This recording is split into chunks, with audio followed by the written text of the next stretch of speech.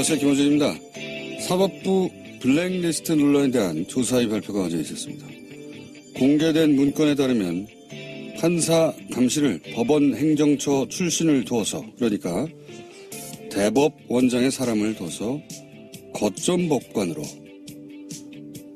하여금 동향을 주기적으로 파악하는 방안이 작성되어 있습니다. 법관 한 사람 한 사람이 법과 자신의 양심에 따라서만 판결하도록 하는 게 사법 독립의 핵심 아닙니까? 거점 법관이 따로 있어서 동향을 파악했다면 북한의 5 담당자가 본질적으로 뭐가 다릅니까? 특히 박근혜 정부에게 큰 부담이었던 원세훈 전 국정원장의 댓글 공작, 항소심 판결 전후에 법원 행정처가 청와대와 연락해 의견을 나누고 재판부 의중을 파악하라고 했던 내용은 사법부가 재판부의 판결 내용을 미리 파악해서 청와대 의중에 맞추려고 한 정황에 다름 아니다. 사법부에 대한 외부 비판이 있을 때마다 독립을 해치지 말라 항변했던 사법부가 가장 조직적인 사법방해를 스스로 자행하는 당사자였던 겁니다. 묻지 않을 수가 없습니다. 누군가 사법부를 이렇게까지 망가뜨렸다. 그 당사자가 누군가 묻지 않을 수 없다. 김호준의 질문이었습니다.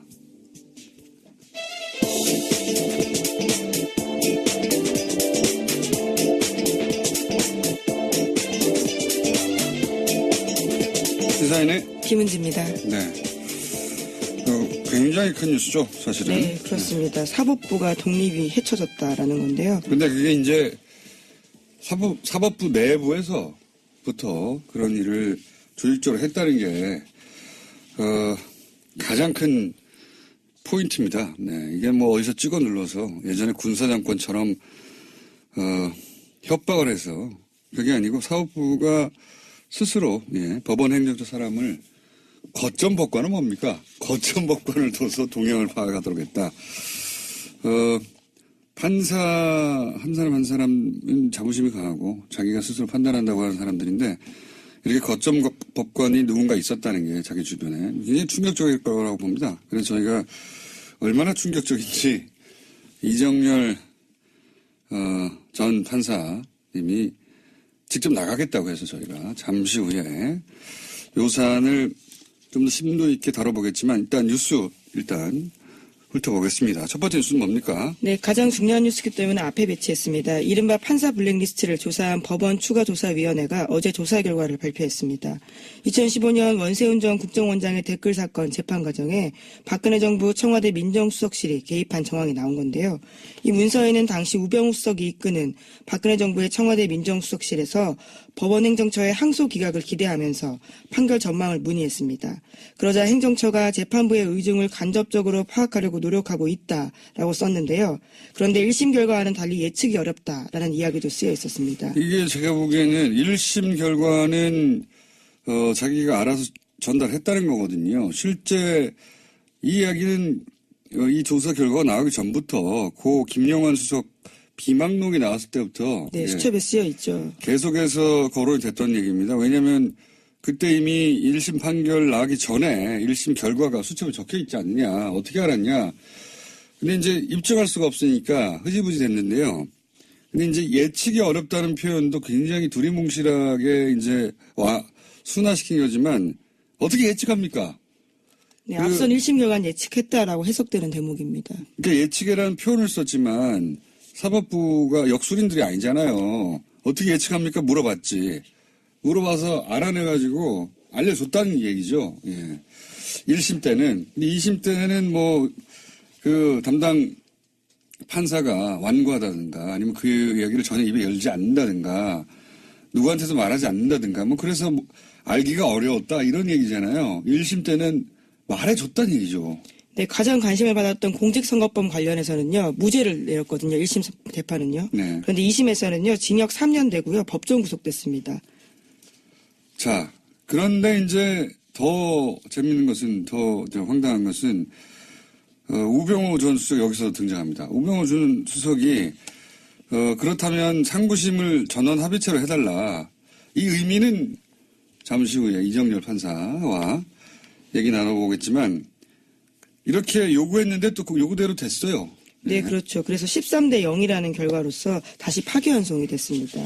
그러니까 여기 쓰여 있는 그대로 실행됐다라고 볼 수 있는 거죠. 파기환송됐다는 요 사건에 관해서 저희가 몇 달 전에 어떻게 파기환송됐는지 진원, 시큐리티 파일, 이 증거 능력을 인정하지 않아서 파기환송됐다 이렇게 얘기했거든요. 네, 핵심 증거입니다. 예, 근데 이제 여기 문서에 보면은 핵심이 증거 능력 인정이다. 예, 그런 얘기가 적혀 있고 그 증거 능력을 인정하지 않아서 파기환송이 돼버린 거죠. 예, 이 파기환송돼서 사법부 내에서도 난리가 났었죠. 이게 뭐냐고. 근데 이제 조금 더 자세히 진원과 시큐리티를 얘기하면 진원하면 무슨 영화 같잖아요. 그게 아니고 논지를 뒤집어 놓은 겁니다. 좀 자세히 설명하자면 이게 무슨 얘기냐면 심리전을 펼칠 때 주요한 이슈가 있잖아요. 네, 매일매일 그런 내용들을 봤는데요. 어떻게 해야 되는지 지시받는 내용입니다. 그러니까 국정원장과 부소장 회의에서 주요한 지시사항이 나옵니다. 논지가 결정되는 거죠.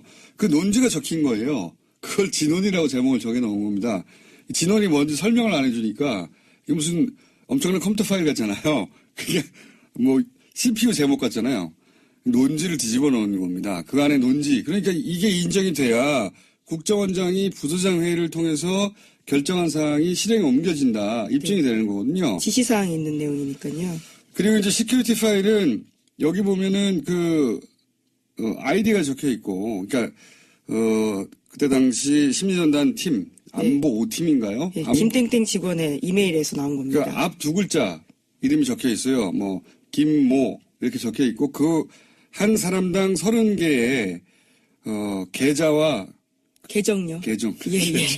예, 계좌가 있으면 더 놀라운 일이었을 것 같은데요. 계정과 비번이 적혀 있어요. 네. 한 사람당 30개씩. 그리고 22명의 그 실제 명단하고 정확하게 일치해요. 그러니까 이게 초창기의 트윗 계정 아이디라고 하는 거거든요.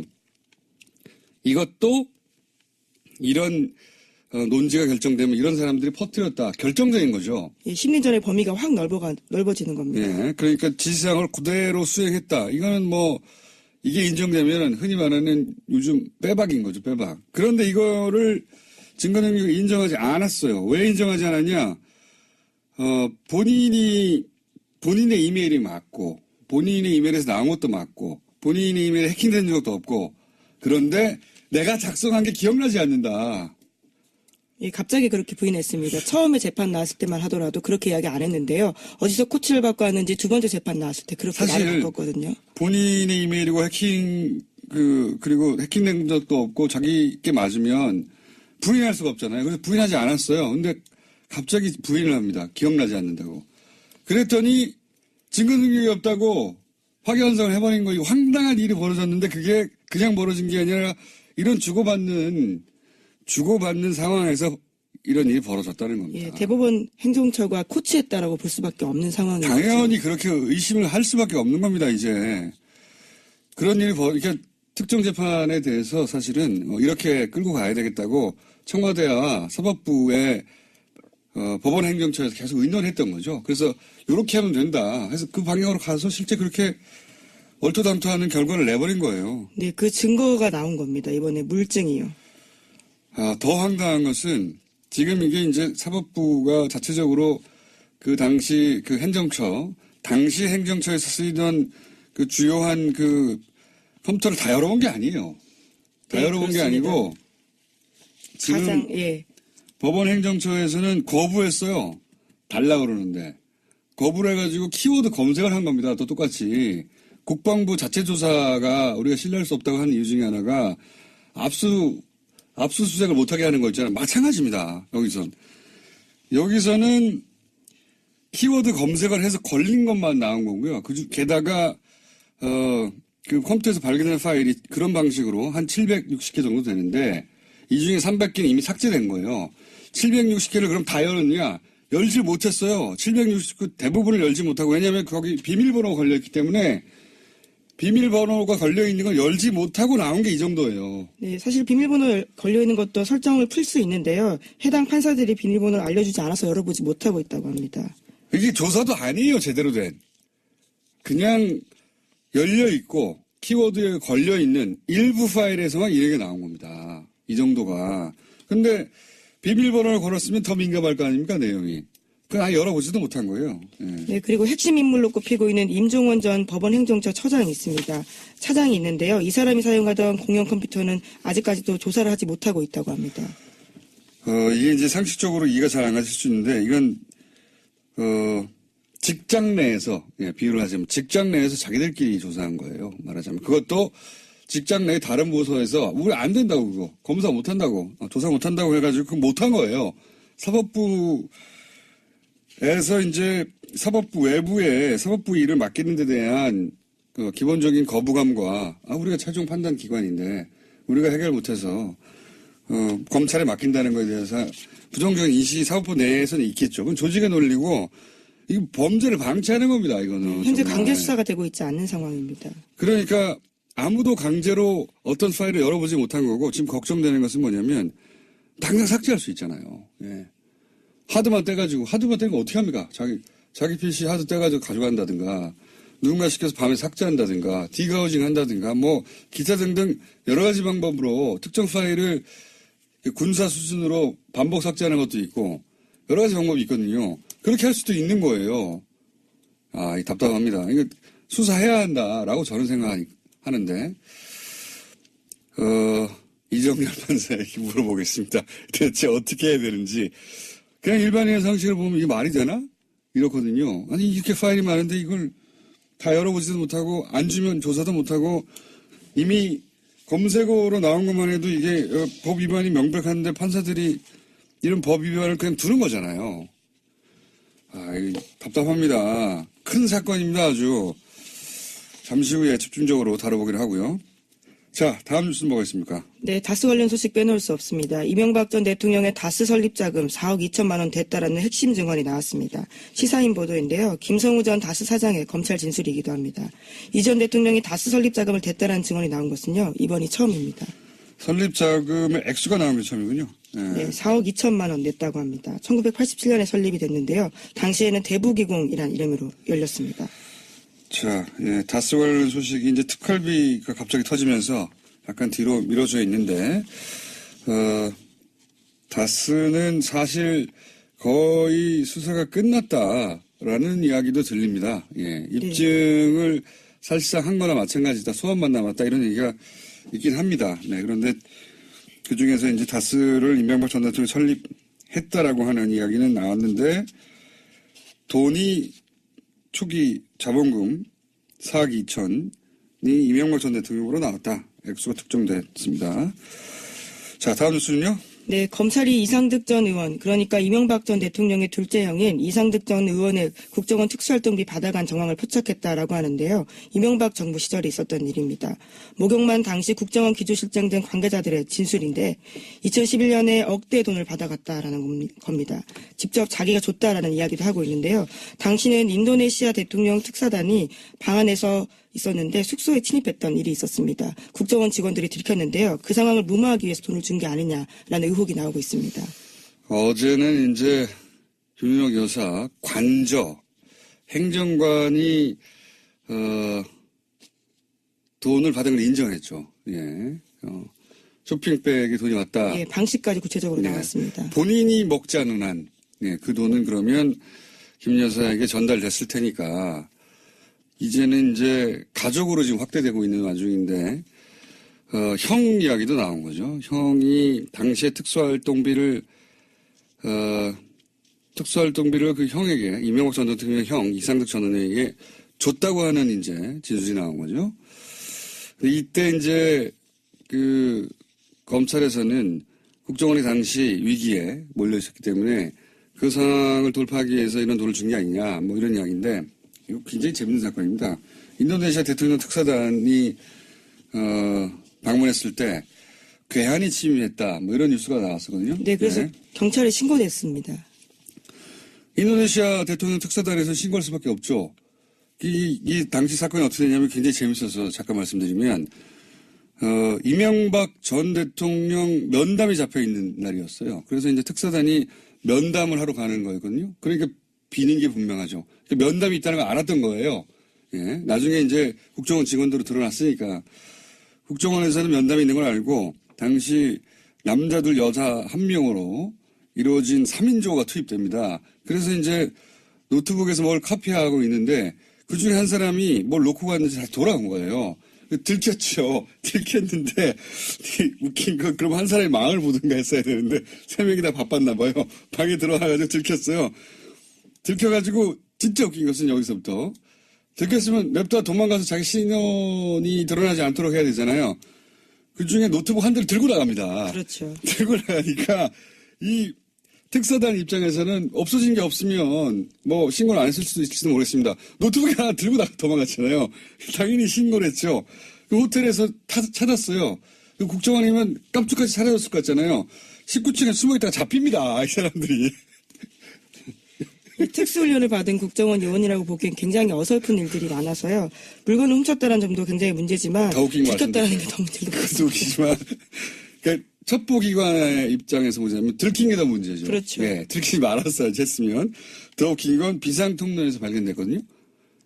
발견되니까 노트북을 주고 다시 도망가요. 굉장히 제가 보기에는 그 세계 첩보기관 사상 가장 치욕적인 사건 하나로 정말 망신스러운 예. 일입니다. 전 세계 베스트 10에 안에 들어갈 정도의 사건입니다, 이게.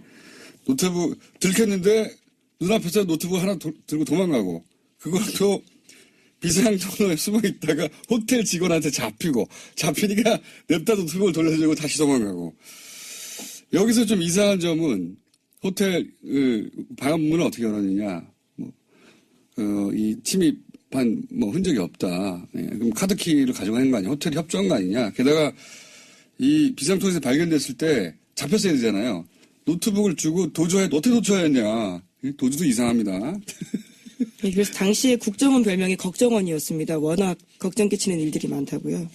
그때 돌았던 변명이 더 웃깁니다. 바로 2층에 국정원 기관에서 쓰던 방이 있었는데 그 방에서 노트북을 가져오라고 했는데 방 번호를 잘못 알아가지고 그 아래층에서 그걸 가져갔다. 이런 식으로 해명했거든요. 말도 안 되는 소리죠. 그런데 직원 누군가 들어오는데 그 노트북 하나를 왜 들고 도망갑니까? 방 잘못 알았습니다. 해명해야 되죠. 예, 말도 안 되는 소리인데 어쨌든 그렇게 웃긴 사건이었습니다. 이게 생각이 나서 댓글 공작이 아무래도 치중하다 보니까 정보기관 본연의 역할을 제대로 못하는 게 아닌가. 굉장히 치욕적인 예. 사건이었고 그래서 이제 또 질타를 받다 보니 이런 식으로 국면을 넘기려고 당시 이제 이상득 전 의원 같은 경우에는 그 형님이고 힘 막강했으니까 로비를 한 게 아닌가. 당시 예산이 줄어든다든가 이런 일이 있을까봐 이런 의구심을 가지고 이제 있는 거죠. 예, 의심을. 이제 소환해서 추궁한다고 합니다. 자, 네, 어제 압수수색도 있었습니다. 웃긴 사건이었습니다. 자, 그때 특활비가 건네졌을 줄이야. 자, 다음 뉴스는 뭡니까? 네, 어제 박근혜 전 대통령 재판의 증인으로 안봉근 전 비서관이 나왔습니다. 안 전 비서관은 박근혜 전 대통령에게 보고할 때 최순실 씨가 있었다라는 진술을 했는데요. 문고리 3인방으로 불린 이재만, 안봉근, 정우성 전 비서관이 있는데 이 세 사람이 보통 일요일 오후 3, 4시 청와대 관저에서 박근혜 전 대통령에게 업무를 보고했다고 합니다. 이때 최순실 씨가 옆에 있었다라고 합니다. 옆에 있었던 것까지는 놀랍진 않아요. 이제 놀랍지 않은데 이 상하관계가 여실히 드러나는 증언이에요. 그러니까 문고리 3인방은 김기춘, 예, 막강했던 김기춘 비서실장조차 문고리 3인방을 어려워했다고 하거든요. 근데 이제 최순실 씨는 전혀 어려워하지 않았던 거죠. 예. 최순실 씨는 문고리 3인방도 어려워하지 않았을 뿐만 아니라 박근혜 전 대통령도 어려워하지 않았어요. 여기 보면 대통령한테 보고를 하는데 그냥 들락날락 왔다 갔다 했다는 거잖아요. 예, 다 앉아있는데 혼자만 계속 왔다 갔다 하고 있었다고 그러니까 합니다. 보통 이제 대통령한테 누군가가 참모들이 보고하고 하면 그 자리에서 참석하거나 참석하지 않거나 하는 것이지 어른들한테 얘기할 때 왔다 갔다 하지 않잖아요. 대통령이 아니어도 왔다 갔다 했다는 거예요. 그리고 누구도 그러지 말라거나 나가 있으라거나 말하지 못하였다. 예. 최순실 공화국이었다 실제 이런 얘기입니다. 자. 재미있는 큰 사건이 있어서 얘기하다 보니까 뉴스를 몇 개 못했네요. 예. 제목 한두 개 정도는 읊고 지나가야 되겠습니다. 예, 어떤 걸로 할까요? KBS 네이버 그리고 평창 올림픽이 있는데요. 예. 예. 제목만 읽어주세요. 예, 알겠습니다. 고대훈 KBS 사장에 대한 해임 제청안이 어제 이사회에서 가결됐습니다.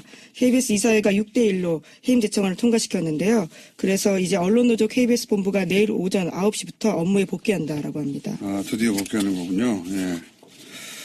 자, 일각에서는 이제 정현주 사장도 이런 식으로 해임했다라고 물타기를 하는데 완전한 차이가 있죠. 뭐 정권이 찍어 누른 케이스였고 이거는 구성원들이 받아들일 수 없다는 겁니다. 네. 본질적으로 완전히 다른 사안이고요. 자, KBS 사안도 일단락이 돼가고 있습니다. 자, 다음은요. 네, 네이버 내부 데이터를 한국일보가 단독 입수해서 보도했는데요. 오늘 아침입니다. 메이크로 프로그램 사용 흔적은 없다라고 하는데요. 하지만 하나의 IP에서 최대 11개의 아이디를 바꿔가면서 공감 추천을 한 경우가 있다라고 합니다. 네이버의 내부 데이터를 어떻게 한국일보에 입수합니까? 네이버가 준 거죠. 예. 네이버 입장에서 이제 소위 그 프로그램이 사용된 게 아니다라고 하는 해명을 하고 싶었나 봐요. 네이버의 언론 플레이라고 봐야죠. 네. 어쨌든 그 와중에서도 IP 하나에 뭐 여러 아이디가 등장하긴 한다. 근데 프로그램은 돌아가지 않았다. 이런 네이버가 억울해서 내놓은 항변이 실린 보도인 것 같습니다. 이건 수사가 들어갔을 테니까 다음에 또 추가로 나오겠죠, 실제. 다음은요? 네, 평창 동계올림픽 주간 방송사가 미국 MBC인데요. 여기에 사장이 방북을 했다고 합니다. 또한 광고 수익이 1조 원대 이를 것으로 예상된다라고 합니다. 광고 수익이 1조 원대라는 의미는 뭡니까? 네, 광고 수익이 1조 원대라고 하는 건요. 광고 판매량이 이제 9억 달러, 9,500억 원을 넘어선다라는 건데요. 그러니까 지난번 소치 동계올림픽 때보다 더 많은 광고가 팔렸다라는 겁니다. 광고가 역대 1위다 뭐 이런 그런 얘기인가 보죠? 네. 우리 생각하고는 다르게 평창 올림픽이 흥행이 되고 있다 이런 얘기네요. 이야기도 잠시 후에 저희가 김준 박사 오랜만에 모셔가지고 미국 셧다운 얘기와 함께 좀 다뤄보겠습니다. 시사인의 김은지였습니다. 감사합니다. 법원의 추가 조사위, 블랙리스트에 대한 추가 조사위죠. 조사 결과 블랙리스트가 있다 없다 뭐 이런 식의 보도도 있습니다. 이 논란 한번 짚어보겠습니다. 제대로. 법무법인 정한의 이정열 사무장, 과거에는 부장판사였습니다. 그래서 모셨습니다. 직접 스튜디오에 나오셨습니다. 안녕하십니까? 안녕하십니까? 예. 우선 본인의 이름도 있었나요? 당연히 있었겠죠. 예. 웃으면 안 되는데. 그리고 예. 아시는 분들도 일부 있으시겠습니다만 부부 부장판사였습니다. 한 분은 사무장이고 이제는 한 분은 여전히 부장판사님이시죠? 예. 예. 혹시 그 부인의 이름도 등장했습니까? 네. 네, 부부가 다 등장했습니다. 저희 애들 엄마의 경우에는 칭찬하는 쪽으로 써 있어가지고. 칭찬하는 쪽으로. 어쨌든 성향은 파악되어 있었다.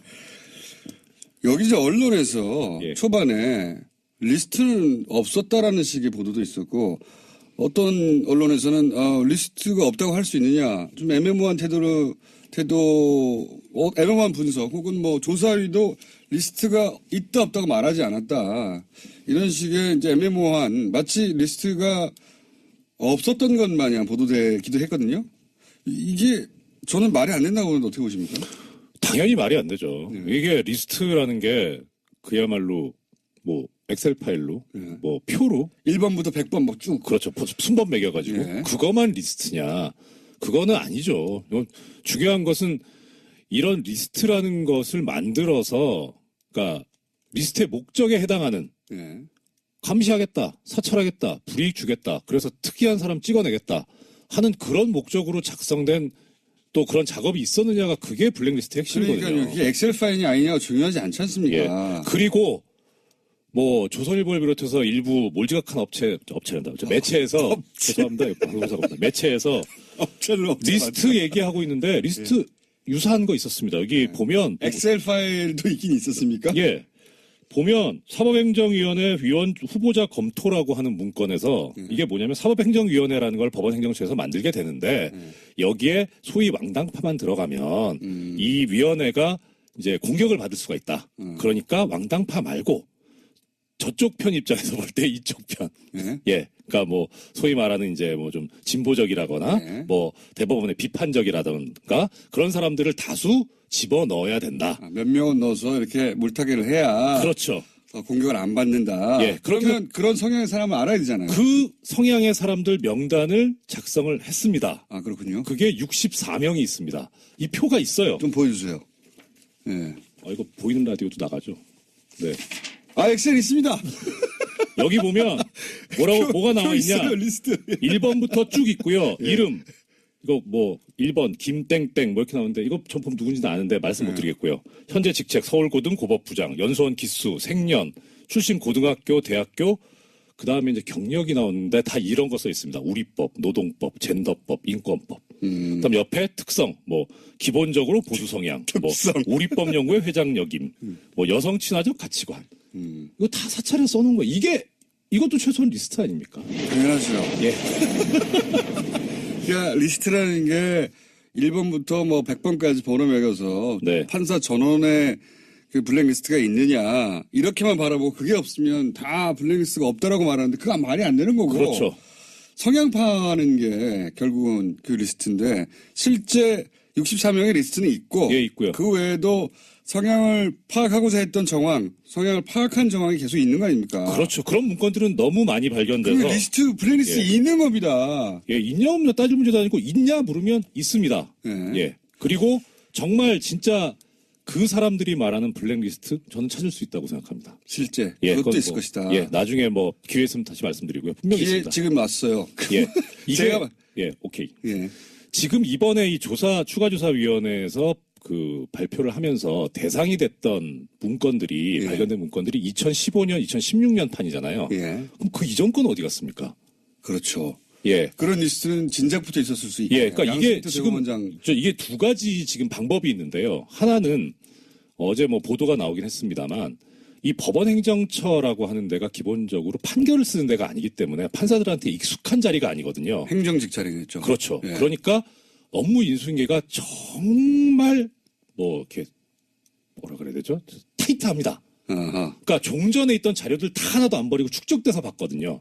아하. 그래야지 옛날에 또 뭐라고 판사들이다 보니까 그 꼼꼼해가지고. 그렇죠. 그런 게 옛날에 문서에. 뭐라고 어떤 형식으로 썼는지를 알아야 그래야 그거를 뭐 베끼든 뭐 벤치마킹을 하든 해가지고 쓰니까 아, 그렇죠. 옛날 형식 것들 다 자체도 있어요. 모르니까. 다 했습니다. 그 안에 다 있다. 예, 근데 그게 지금 이제 삭제를 했겠죠. 증거인멸 한다고. 300개는 삭제했다는 나왔어요, 이미. 예, 그렇죠. 예. 그런데 지금 현재 이번에 그 조사 대상이 되었던 PC가 예. 보통 이제 판사들이 쓰고 있는 PC 같은 경우에는 한 2, 3년 주기로 바꿔주거든요. 교체를 합니다. 신형으로. 제일 좋은 거. 하지만 파일은 옮긴다는 거죠. 그렇죠. 파일은 옮기죠. 예. 그리고 그 쓰던 PC는 이제 법원 일반직 공무원들한테 가거든요. 예. 그러면 거기에 지금 이제 지워진 파일들이 있겠죠. 아, 그걸 조사하면 된다. 그렇죠. 근데 이거는 못 봐요. 왜냐하면 법원에 이번에 지금 추가조사위원회에서는 어차피 강제 수사권이 없기 때문에 이건 그렇죠. 압수수색해야 되거든요. 이건 수사기관이 나서야 되는 거죠. 이제 지금 그 조사의 한계가 법원 행정처에서 그 내가 못 줘. 그러면 조사를 못 했다는 거잖아요. 그렇죠. 그러니까 우리는 일반적으로 아니 대법원장이 직접 나섰는데 그게 안 되나 싶은데 그게 안 되나 봐요. 그러니까 일단은 조사기 때문에 이 조사라고 하는 건 임의 수사라 그래서 상대방의 동의가 있어야 됩니다. 아, 동의가 없으면 어떤 이제 긴급 피단이라든가 아주 어려운 이론을 들이밀면서 이제 예외적으로 극히 예외적으로 할 수 있는 거죠. 서로들 판사기 때문에 그러니까요. 서로들 판사기 때문에 아니 당신 동의 받았어 뭐 이런 그런 상황이기 때문에 법을 어기는 어떤 조사는 절대 할 수가 없는 거군요. 예, 그런 거에 대해서 되게 부담을 느끼죠. 그러니까 그런 부담감을 알고 있기 때문에 이 양승태나 내지는 법원 행정처에 부역했던 판사들이 저번에 들고 나온 거죠. 뭐 절차 위반이다, 사생활 침해한다, 이딴 논리를 들고 나온 거죠. 이런 게 나올까 봐 그런 거죠. 그래서 지금 당연히 알죠, 그 사람들은. 지금 조사했던 방식은 키워드로 네. 일부 그러니까 제출되지 않은 것은 아예 조사도 못했고 네. 일부 게다가 비밀번호가 걸려 있는 건 열어보지도 못했던 거 아닙니까? 그렇죠. 비밀번호는 모르니까. 어마어마하게 나올 수도 있는 거예요. 네. 그러니까 하루빨리 수사 의뢰해야 되는 거 아닙니까 이제? 그렇죠. 이거 또 어차피 양승태 씨 같은 경우에 지금 고발당해 있거든요. 네. 그러니까 거기에다 추가해가지고 그냥 압수수색 영장 발부받아서 하면 됩니다. 근데 이제 이게 사법부가 이 이제 자체 사안을 검찰에 수사 의뢰한다는 게 이게 자존심도 상하고 네. 그렇죠? 쉽게 결정하지 못할 수 있는 사안 아닙니까? 그렇죠. 수사 의뢰하기는 참 모양이 빠지죠. 그러니까 대법원장이 예. 검찰에다 수사 의뢰를 한다는 게 그렇죠. 어떻게 해야 됩니까 그러면? 그러니까 일단은 조금 전에 말씀드렸던 대로 현재 지금 이미 시민단체 측에서 양승태 씨를 고발을 해서 수사 중인 사건도 있고 예. 그다음에 또 추가로 고발을 하면 되죠. 그건 뭐 요건에 대해서 어렵지 예. 않습니다. 블랙리스트가 꼭 거기 고소가 있어야만 처벌할 수 있는 범죄는 아니기 때문에 대법원장 손으로 직접 하기에는 모양도 빠지고 그렇죠. 내부적으로 나쁜 선례라면서 계속 반론도 있을 수 있을 것 같아요. 그렇죠. 예전에 누구죠? 용산 참사 났을 때 네. 당시에 이제 김석기 저 서울지방청장이었나? 네, 네. 청장이었나? 저 경찰청장이 네. 검찰에 수사 의뢰했었잖아요. 예. 그때 경찰 내부에서 조직을 팔아넘겼다라는 비판이 있었거든요. 여하간 조직 내부의 논리는 그러하고 게다가 이게 사법부라서 네. 예. 앞으로 어떻게 이 일이 처리돼야 할지는 저는 정확하게 모르겠는데 누군가 고소고발을 하든지 네. 해서 여하간 이거 그냥 둔다는 건 범죄를 알았어요 이미. 네. 범죄 현장도 알아요. 네. 범인도 대충 짐작이 가는데 그냥 두는 거 아닙니까? 뭘 대충 짐작해 갑니까? 당연히 알죠. 다 드러났는데. 그러니까요. 예. 이 문서를 보면 판사들은 어떤 충격을 받습니까? 첫째는 이런 소문이 있었거든요. 공공연하게 블랙리스트가 있다. 네. 그러니까 처음에, 이게 또 어제 오전, 발표 직후하고 어제 밤하고 또 다르더라고요. 아, 그래요?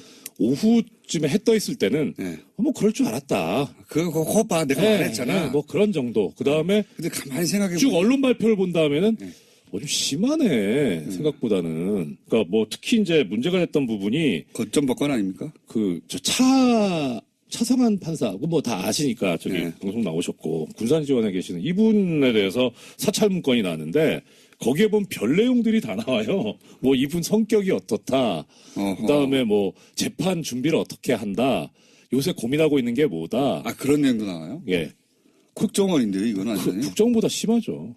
그러니까 이런 걸 보면서, 야, 이런 것까지 했네? 심하다. 였거든요. 근데 그 다음에 실제 이제 이 조사보고서하고 거기에 법원행정처에서 작성했다는 그 문서까지 전부 다 이제 알게 되고 나서는 판사들이 좀 열받아서 뭘 못하는 거예요. 이렇게 했단 말이야? 특히 아까 저 말씀도 나왔습니다만 원세훈 전 국정원장 재판 같은 경우에는 네. 이거 완전히 법원을 들어다 갖다 바쳤잖아요. 그렇게 느끼는 거군요. 예. 자기들은 입으로는 사법권 독립 얘기하면서 뒤로는 법원을 그것도 청와대 일개 수석비서관한테 갖다 바친 거 아닙니까? 우병우 민정수석한테. 예. 이런 작태를 벌였으니 화가 나죠. 제가 이제 브리핑에서 우병우 민정수석이 2심에서 이제 원재훈 전 국정원장에다 실형이 나왔잖아요. 네. 예. 실형 3년이 나오니까 그러면 전원 합의체로 보내달라. 네. 그래서 실제 전원 합의체로 보내줬어요. 기가 막히죠. 이게 전원 합의체로 보내달라는 게 의미가 뭡니까? 일단 법적으로. 대법원 전원합의체라고 하는 데는 대한민국에 존재하는 법원 중에 최고 최강이죠. 여기서 결정되면 뒤집기 어렵다. 예, 이것을 뒤집으려면 원래 대법원 전원합의체라는 데가 어떤 데냐면 종전의 판례가 잘못됐다고 생각됐을 때 그 판례를 뒤집는 데예요. 아하. 그러니까 대법원 전원합의체에서 뭔가를 했다라고 하면 하나의 판례가 되는 거고 이 판례는 향후 10년간은 최소한 효력이 있다고 봐야죠. 아하. 그러니까 그냥 일반 소부에서 대법관 3명, 4명이 하는 재판도 하급심에서는 뒤집지 못하게 하는 게 이제 이 법원조직법상의 규정이긴 한데 그건 이제 당해 재판부만 그 재판을 하는 그 재판부만 이 구속을 할 뿐이고 다른 판사들한테 미치는 영향까지는 그렇게 크진 않거든요. 근데 대법원 전원합의체는 크죠. 아하. 그러니까 지금 우병우 전 민정수석이 늘었던 것은 이 전원합의체에서 2심을 뒤집어서 네. 다시는 뒤집히지 못하게 만들려고 했던 거군요. 그렇죠. 그리고 이게 다시 파기환송돼서 어차피 뒤집자는 거였으니까 무죄 취지로 다시 파기환송돼서 어느 재판부에 가던 간에 이것은 대법원 전원합의체에서 무죄 취지로 보낸 것이니 유죄 판결하지 마라. 하급심의 부장판사들이나 판사들은 이거 못 짚는구나 생각이 달라도 이렇게 받아들일 수밖에 없는 상황이군요. 그렇죠. 이거는 그냥 단지 왜 이러지라는 수준이 아니라 대법원 전원합의체에서 나온 건데 이걸 어떻게 뒤집어요. 그러니까 이런 거죠. 우병우 수석은 전원합의체 근데 전원 합의체에 단순히 보내라는 것만 가지고는 본인의 뜻을 달성할 수가 없어요. 그렇죠. 전원 합의체에 보낸 다음에 지금 20을 뒤집을 계획을 해야 네. 그래야 전원 합의체에 일단 보내달라고 말을 할 거 아닙니까? 그렇죠. 자기 뜻과 반대로 결론 나오면 자기 완전히 뒤집을 수 없는 상황이 되는 거잖아요, 이제는. 네. 어떻게 해줄 수 없는. 그러니까 전원 합의체에 보내달라고 우병우 민정수석이 말을 했을 때는 저번 합의체에서 자신이 원하는 결과가 나오도록 할 수 있다 안 하는 믿음이 있으니까 그걸 보낸 거 아닙니까? 그거 당연하죠. 그게 1심 판결에서 나왔었잖아요. 김영한 전 민정수석 비방록에도 나오지 않습니까? 선고 결과를 미리 알고 있잖아요. 그러니까 1심 때는 다 교감을 하고 한 거예요. 네. 근데 이상하게 항소심이 2심에. 특정 재판부에 가버리게 2심 재판부는 전혀 말을 안 듣는 2심 재판부의 당시 그 부장판사님 누굽니까? 이름 좀 알려드려야 돼요. 아시잖아요. 공장장님 재판하신 분이에요. 아, 그분이에요? 예. 아, 훌륭하신 분입니다. 문현영님하고 저 누구야 주진우 기자님 재판하신 분 아니에요? 아, 저희가 우세를 그렇게 받았군요. 아이고, 다행. 운도 좋지, 저희가. 뭐 여담입니다만 공장님 참 이 재판에 있어서 대진운이 좋다. 대진운이 좋다. 네. 여기까지는. 그래서 제가, 무패의 피고인이었는데, 피의자였는데, 자. 예. 그래서 2심 재판부가 마음대로 안 돼가지고, 네. 전원 합의체에 보낸 다음에, 네. 아, 제가 이 성함을 나중에 알려드릴게요. 김상환 부장판사님. 그분이 기사도 났었죠. 이 원세훈 전 국정원장 재판할 때 형이 국정원 근무하는데 재판에 영향을 미칠까봐 형하고도 연락 안 했다고. 그러니까요. 예. 아주 굳건한 분입니다. 네. 박수 한번 다시 드리고요. 자, 우병우 민정수석은 알고 보냈고 그렇죠. 실제 전원 합의체로 갔고 또 말도 안 되는 진원 시큐리티 파일 뒤집는 거, 증거 능력을 뒤집는 거 이거 말도 안 되지 않습니까? 그렇죠. 이게 정말 여러 차례 말씀드렸지만 말도 안 되는 일이 실제 벌어졌고 그걸 청와대가 하는 대로 한 거죠. 게다가 전원합의체에 갔는데 13대 0이에요. 아무도 이견이 없어. 예. 이런 재판이 어디 있어요? 그 대법원장의 의중이 강하게 반영됐고, 그렇죠. 예 그리고 이 재판이 가진 의미를 한 사람 한 사람이 다 부담을 가지고 받아들였다는 거 아닙니까? 눈 질끔 감고 해버린 거 아니에요? 이게. 그거는 공장장님께서 예. 점잖게 표현하시는 거고 이 대법관들 다 공범입니다. 저는 재판이 아직 남은 게 있어가지고요. 저도 재판인인데. 공범이다. 예. 자, 거점법관 이거에 충격받지 않습니까? 저는 이거 보고 나서 야 이거 5 담당제다 5 담당제 그렇게 생각했는데 스파이죠, 스파이. 빨대. 예, 빨대. 아니 실제 그리고요. 이게 더 충격적인 게 그 지금 판사 블랙리스트 관련해서 징계를 받은 고등법원 부장판사급 판사가 있는데 네. 이분이 국제인권법 연구회 회장도 합니다. 아하. 그러니까 그 당시에 무슨 소문이 돌았냐면 저 양반이 약간 좀 보수적 성향으로 알고 있었는데 국제인권법 연구회 회장을 한다? 그러니까 국제인권법 연구회가 이렇게 탄탄한 데다 스펙트럼이 넓고 네. 좋은 데다 이런 생각을 하고 있었는데 실제 이 양반은 가가지고 회장이 돼서 그 연구회 내 온갖 고급 정보들을 다 빼내가지고 법원행정처에 보고를 하고 그걸 가지고 대책 수립하고 있었던 거예요. 그러니까 아예 한 국가의 네. 차관급 법관이 고위 법관이 빨대가 돼가지고 활동을 한 거죠. 야, 충격적이야. 기가 막히죠. 예. 이게 그래서 저희가 이정열 전 판사님을 모신 겁니다. 이거 이제 이런 거 해설해 주셔야 되거든요, 지금. 이런 해설이 지금 안 나오고 있어가지고. 할 거 되게 많은데 시간이 이렇게 빨리 가네요. 내일 또 나오세요. 저는 이 사건이 정말 중요한 사건이라고 생각하기 때문에 또 모시겠습니다. 오늘 감사합니다. 여기까지 하고요. 좀 네. 순서가 많아가지고 아쉽네요. 내일 또 기대해 주십시오. 예. 이정열 전 판사님이라고 오늘은 소개할게요. 네. 전 판사님이었습니다. 감사합니다. 네, 고맙습니다. 논지가 결정되면 이런 사람들이 퍼뜨렸다. 결정적인 거죠. 예, 심리전의 범위가 확 넓어지는 겁니다. 예. 그러니까 지시사항을 그대로 수행했다. 이거는 뭐 이게 인정되면 흔히 말하는 요즘 빼박인 거죠. 빼박. 그런데 이거를 증거능력을 인정하지 않았어요. 왜 인정하지 않았냐? 본인의 이메일이 맞고 본인의 이메일에서 나온 것도 맞고 본인의 이메일에 해킹된 적도 없고 그런데 내가 작성한 게 기억나지 않는다.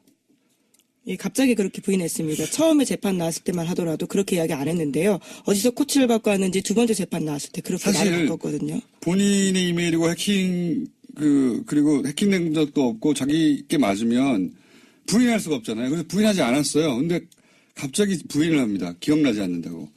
그랬더니 증거 능력이 없다고 파기환송을 해버린 거, 이거 황당한 일이 벌어졌는데 그게 그냥 벌어진 게 아니라 이런 주고받는 상황에서 이런 일이 벌어졌다는 겁니다. 예, 대법원 행정처가 코치했다라고 볼 수밖에 없는 상황이죠. 당연히 그렇게 의심을 할 수밖에 없는 겁니다, 이제. 그런 일이 그러니까 특정 재판에 대해서 사실은 이렇게 끌고 가야 되겠다고 청와대와 사법부의 법원 행정처에서 계속 의논했던 거죠. 그래서 이렇게 하면 된다 해서 그 방향으로 가서 실제 그렇게 얼토당토하는 결과를 내버린 거예요. 네, 그 증거가 나온 겁니다. 이번에 물증이요. 더 황당한 것은 지금 이게 이제 사법부가 자체적으로 그 당시 그 당시 행정처에서 쓰이던 그 주요한 그 컴퓨터를 다 열어본 게 아니에요. 다 네, 열어본 게 그렇습니다. 아니고 지금 가장, 예. 법원 행정처에서는 거부했어요. 달라 그러는데. 거부를 해가지고 키워드 검색을 한 겁니다. 또 똑같이. 국방부 자체 조사가 우리가 신뢰할 수 없다고 하는 이유 중에 하나가 압수수색을 못하게 하는 거 있잖아요. 마찬가지입니다. 여기서는 키워드 검색을 해서 걸린 것만 나온 거고요. 게다가 그 컴퓨터에서 발견된 파일이 그런 방식으로 한 760개 정도 되는데 이 중에 300개는 이미 삭제된 거예요. 760개를 그럼 다 열었냐? 열지 못했어요. 760개 대부분을 열지 못하고, 왜냐하면 거기 비밀번호가 걸려있기 때문에 비밀번호가 걸린 건이 누군가 있었다는 게 자기 주변에 굉장히 충격적일 거라고 봅니다. 그래서 저희가 얼마나 충격적인지 이정열 전 판사님이 직접 나가겠다고 해서 저희가 잠시 후에 요 사안을 좀 더 심도 있게 다뤄보겠지만 일단 뉴스 훑어보겠습니다. 첫 번째 뉴스는 뭡니까? 네, 가장 중요한 뉴스이기 때문에 앞에 배치했습니다. 이른바 판사 블랙리스트를 조사한 법원 추가조사위원회가 어제 조사 결과를 발표했습니다. 2015년 원세훈 전 국정원장의 댓글 사건 재판 과정에 박근혜 정부 청와대 민정수석실이 개입한 정황이 나온 건데요. 이 문서에는 당시 우병우 수석이 이끄는 박근혜 정부의 청와대 민정수석실에서 법원 행정처의 항소 기각을 기대하면서 판결 전망을 문의했습니다. 그러자 행정처가 재판부의 의중을 간접적으로 파악하려고 노력하고 있다라고 썼는데요. 그런데 1심 결과와는 달리 예측이 어렵다라는 이야기도 쓰여 있었습니다. 이게 제가 보기에는 1심 결과는 자기가 알아서 전달했다는 거거든요. 실제 이 이야기는 이 조사 결과가 나오기 전부터 고 김영환 수석 비망록이 나왔을 때부터 네, 수첩에 쓰여 있죠. 계속해서 거론이 됐던 얘기입니다. 왜냐하면 그때 이미 1심 판결 나기 전에 1심 결과가 수첩에 적혀 있지 않느냐, 어떻게 알았냐. 근데 이제 입증할 수가 없으니까 흐지부지 됐는데요. 근데 이제 예측이 어렵다는 표현도 굉장히 두리뭉실하게 이제 순화시킨 거지만 어떻게 예측합니까? 네, 앞선 1심 결과는 예측했다라고 해석되는 대목입니다. 그러니까 예측이라는 표현을 썼지만 사법부가 역술인들이 아니잖아요. 어떻게 예측합니까? 물어봤지. 물어봐서 알아내가지고 알려줬다는 얘기죠. 예. 1심 때는. 2심 때는 담당 판사가 완고하다든가 아니면 그 얘기를 전혀 입에 열지 않는다든가 누구한테도 말하지 않는다든가 그래서 알기가 어려웠다 이런 얘기잖아요. 1심 때는 말해줬다는 얘기죠. 네, 가장 관심을 받았던 공직선거법 관련해서는요, 무죄를 내렸거든요. 1심 재판은요. 네. 그런데 2심에서는요, 징역 3년 되고요, 법정 구속됐습니다. 자, 그런데 이제 더 재밌는 것은, 더 황당한 것은, 우병우 전 수석 여기서 등장합니다. 우병우 전 수석이, 그렇다면 사려있는 걸 열지 못하고 나온 게 이 정도예요. 네, 사실 비밀번호 걸려있는 것도 설정을 풀 수 있는데요. 해당 판사들이 비밀번호를 알려주지 않아서 열어보지 못하고 있다고 합니다. 이게 조사도 아니에요, 제대로 된. 그냥 열려있고, 키워드에 걸려있는 일부 파일에서만 이렇게 나온 겁니다. 이 정도가. 근데 비밀번호를 걸었으면 더 민감할 거 아닙니까, 내용이. 그걸 열어보지도 못한 거예요. 예. 네, 그리고 핵심 인물로 꼽히고 있는 임종원 전 법원 행정처 처장이 있습니다. 차장이 있는데요. 이 사람이 사용하던 공용 컴퓨터는 아직까지도 조사를 하지 못하고 있다고 합니다. 이게 이제 상식적으로 이해가 잘 안 가실 수 있는데, 이건, 직장 내에서, 비유를 하자면 직장 내에서 자기들끼리 조사한 거예요. 말하자면. 그것도 직장 내 다른 부서에서 우리 안 된다고 그거. 검사 못 한다고. 조사 못 한다고 해가지고 그거 못 한 거예요. 사법부에서 이제 사법부 외부에 사법부 일을 맡기는 데 대한 그 기본적인 거부감과 우리가 최종 판단 기관인데 우리가 해결 못해서 검찰에 맡긴다는 것에 대해서 부정적인 인식이 사법부 내에서는 있겠죠. 그건 조직의 논리고 이 범죄를 방치하는 겁니다. 이거는 현재 정말. 강제 수사가 되고 있지 않은 상황입니다. 그러니까 아무도 강제로 어떤 파일을 열어보지 못한 거고 지금 걱정되는 것은 뭐냐면 당장 삭제할 수 있잖아요. 예. 하드만 떼가지고 하드만 떼면 어떻게 합니까? 자기 PC 하드 떼가지고 가져간다든가 누군가 시켜서 밤에 삭제한다든가 디가우징 한다든가 뭐 기타 등등 여러 가지 방법으로 특정 파일을 군사 수준으로 반복 삭제하는 것도 있고 여러 가지 방법이 있거든요. 그렇게 할 수도 있는 거예요. 이 답답합니다. 이거 수사해야 한다라고 저는 생각하는데 이정렬 판사에게 물어보겠습니다. 대체 어떻게 해야 되는지. 그냥 일반인의 상식을 보면 이게 말이 되나? 이렇거든요. 아니 이렇게 파일이 많은데 이걸 다 열어보지도 못하고 안 주면 조사도 못하고 이미 검색어로 나온 것만 해도 이게 법 위반이 명백한데 판사들이 이런 법 위반을 그냥 두는 거잖아요. 이거 답답합니다. 큰 사건입니다. 아주. 잠시 후에 집중적으로 다뤄보기로 하고요. 자, 다음 뉴스는 뭐가 있습니까? 네, 다스 관련 소식 빼놓을 수 없습니다. 이명박 전 대통령의 다스 설립 자금 4억 2천만 원 됐다라는 핵심 증언이 나왔습니다. 시사인 보도인데 항구심을 전원 합의체로 해달라. 이 의미는 잠시 후에 이정렬 판사와 얘기 나눠보겠지만 이렇게 요구했는데 또 그 요구대로 됐어요. 네, 그렇죠. 그래서 13대 0이라는 결과로서 다시 파기환송이 됐습니다. 그러니까 여기 쓰여있는 그대로 실행됐다라고 볼 수 있는 거죠. 파기환송됐다는 요 사건에 관해서 저희가 몇 달 전에 어떻게 파기환송됐는지 진원, 시큐리티 파일, 이 증거 능력을 인정하지 않아서 파기환송됐다 이렇게 얘기했거든요. 네, 핵심 증거입니다. 예, 근데 이제 여기 문서에 보면은 핵심이 증거 능력 인정이다. 예, 그런 얘기가 적혀 있고 그 증거 능력을 인정하지 않아서 파기환송이 돼버린 거죠. 예, 이 파기환송돼서 사법부 내에서도 난리가 났었죠. 이게 뭐냐고. 근데 이제 조금 더 자세히 진원과 시큐리티를 얘기하면 진원하면 무슨 영화 같잖아요. 그게 아니고 논지를 뒤집어 놓은 겁니다. 좀 자세히 설명하자면 이게 무슨 얘기냐면 심리전을 펼칠 때 주요한 이슈가 있잖아요. 네, 매일매일 그런 내용들을 봤는데요. 어떻게 해야 되는지 지시받는 내용입니다. 국정원장과 부소장 회의에서 주요한 지시사항이 나옵니다. 논지가 결정되는 거죠. 그 논지가 적힌 거예요. 그걸 진원이라고 제목을 정해놓은 겁니다. 진원이 뭔지 설명을 안 해주니까 이게 무슨 엄청난 컴퓨터 파일 같잖아요. 그게 뭐 CPU 제목 같잖아요.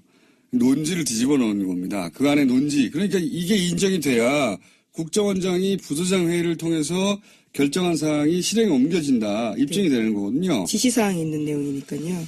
그리고 이제 시큐리티 파일은 여기 보면은 아이디가 적혀 있고, 그러니까 그때 당시 심리전단 팀 안보 5팀인가요? 네, 김땡땡 직원의 이메일에서 나온 겁니다. 그러니까 앞 두 글자 이름이 적혀 있어요. 뭐 김모 이렇게 적혀 있고 그 한 사람당 30개의 계좌와 계정요. 계정. 예.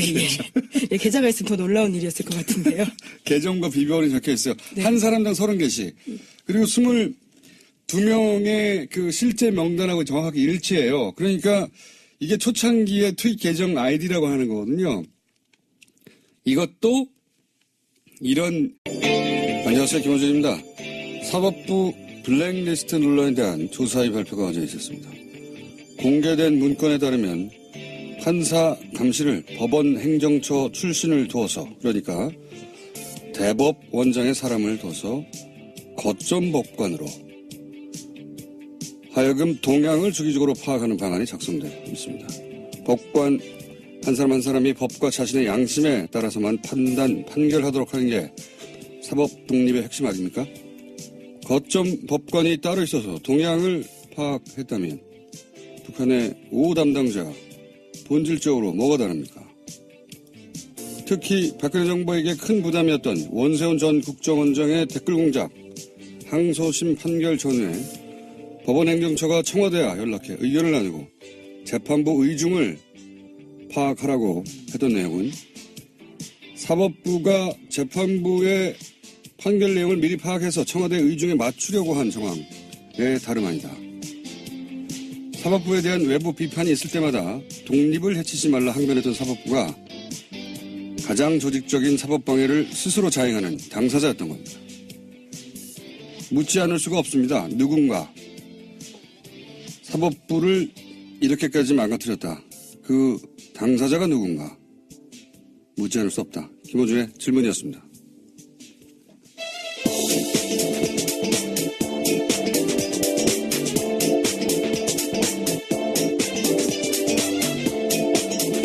시사인의 김은지입니다. 네.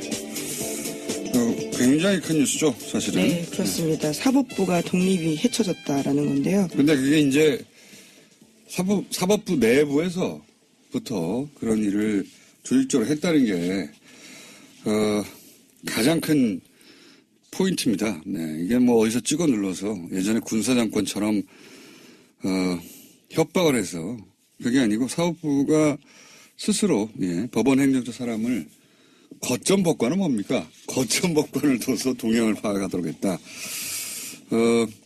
판사 한 사람 한 사람은 자부심이 강하고 자기가 스스로 판단한다고 하는 사람들인데 이렇게 거점 법